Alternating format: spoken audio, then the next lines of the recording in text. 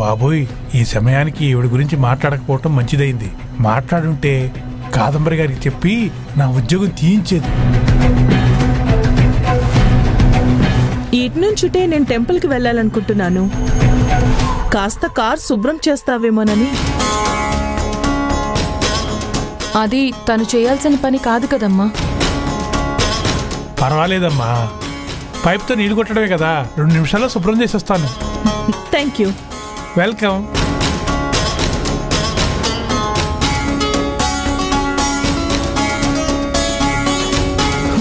ఏం చేస్తున్నావు నీలవేణి? బట్టలు ఆరేస్తున్నానమ్మగారు.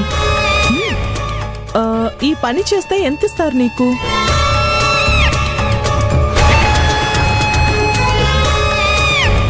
ఫీల్ అవ్వకు, ఓపెన్ గా చెప్పు. సూటిగా చెప్తే నీకు లాభం కూడా. 25,000. గుడ్. లాభం అనగానే డీటెయిల్స్ చెప్తున్నావు. ఆఫీస్ బ్రాండ్ అంబాసిడర్ గా, బోర్డ్ మెంబర్ గా పని చేయడం వల్ల వాళ్ళు ఎంత ఇస్తున్నారు నీకు? ఇంత కావాలని నేనెప్పుడూ అడగలేదు. వాళ్ళిచ్చిన దాంతో నేను హ్యాపీగా ఉన్నాను.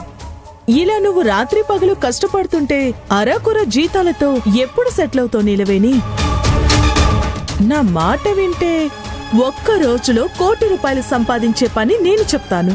కంపెనీ డబ్బులు దోచుకోమని దాచుకోమని చెప్తే మాత్రం బాగుండదమ్మగారు. చచ్చా, అది క్రైమ్. నేను ఎంకరేజ్ చేయను. సింపుల్ గా ఇప్పుడు కార్కి అంటిన మట్టిని కుకిటేష్ పైప్ తో ఎలా కడుగుతున్నాడో అలాగే శుభ్రం చేసుకుంటే చాలు.